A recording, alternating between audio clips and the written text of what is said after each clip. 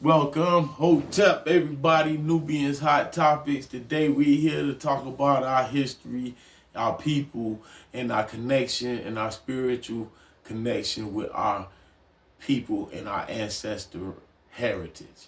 Now we'll start with the Zulu and talk about how the Zulu tribe mastered the art of warfare, how they mastered how to create shields, how the spear was created and made longer and shorter to the desire of the man who carried it. We'll talk about how the Zulu performed rituals and dance and ceremonies and carvings to mark the royalty of the princes, the princesses, the king, the queen, all the people who were related. Um, we'll talk about how they grew their crops, their food, how certain members of the tribe were in charge of the agriculture, and it was mostly women. We'll move to talk about anything you'd like to add about the Zulus. Well, I'm just here to sit in. If I see I can assist you, I will. All right, so now let's talk about the Himba. The Himba people. The Himba people have created ways of living, huts that were built in the form of, the top where the water would rain down. They knew how to slope it perfectly. They knew how to build it thick enough for lions and could not come in. Or they knew how to even the first bladesmiths and metalsmiths who melted and made iron pots and pottery and the metal spears and stuff. That's all from our ancestral heritage. We can go back to the San people, some of the best fishermen, making nets, making getting the toad, taking the poison off the back, making your ass go to sleep, putting you down. The Maasai people who traveled from land to land and mastered the art of knowing how to go from north to south to east to west and traveling across the land, along with the Dinka, the Mandinka, which some people even go as far as to say Mandingo, but Mandinka. The word more comes from Mandinka. A lot of more brothers need to learn that and step their game up and learn what they're practicing. We're not attached to a book. Our people are attached to our ancestors. Let's get that, period. Now, books are great to read with knowledge, understanding, wisdom, and growth. But we are attached to our ancestors. Let's get that correct. You attached to your ancestors. You attached to your mother, her mother, her mother, her mother's mother, and so on and so on. You are attached to your father, his father, his father, and his mother, and his so on and so on. All of your ancestors whose blood is running in your vein, they passed it down to you. That's who you are attached to, not a book that the European wrote, copyrighted, stamped it, dated it, and said, hey, read this and you'll be okay. No.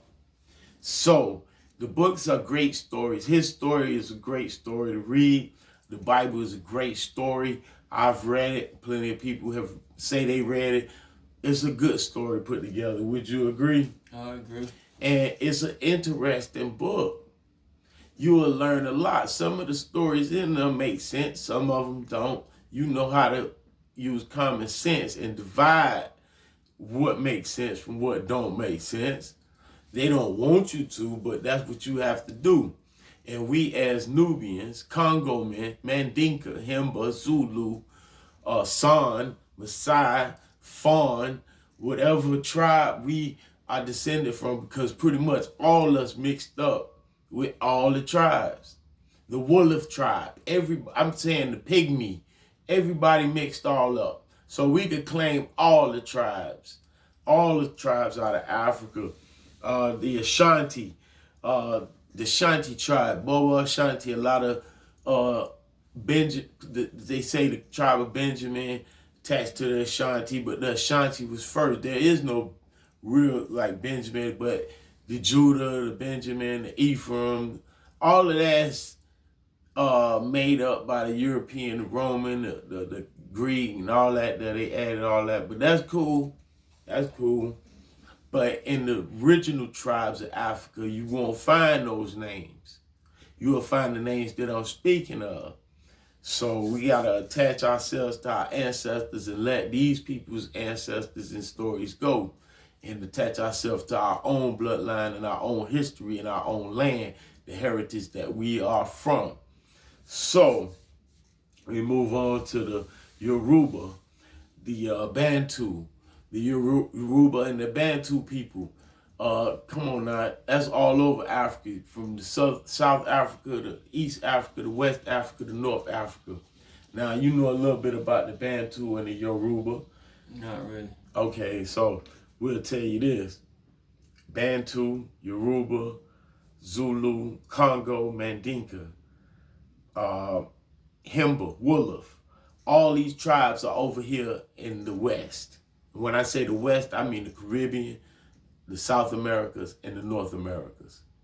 Some would even go as far as to say a lot of us ended up in Europe, such as England, France, a lot of what they would call the Levite people, which would be, I believe they are either Hutu or Tutsi, or a mix of Hutu, Tutsi, and I think Kwavi from the Kilimanjaro Mountains. Kwavi, the Kwavi people. Now you got 3 tribes out the Kilimanjaro Mountains. That's the Shaga, the Kwavi, and the Arusha.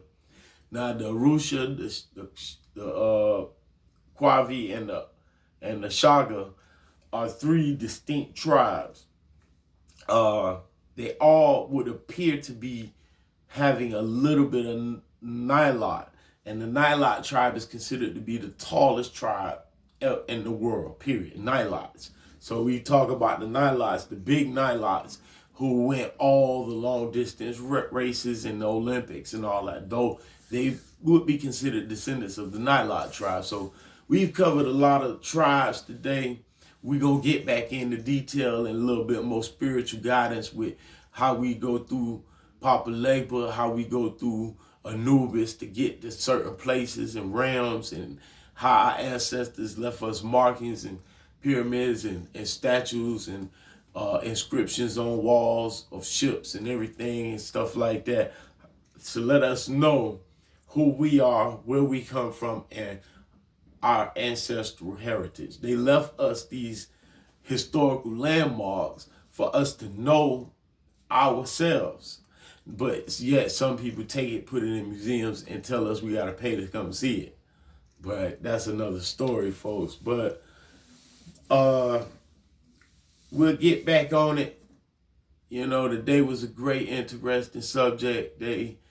So we're going to level up everybody. Nubians, hot topics. Hotep, shalom, salam, peace. We're going to be out.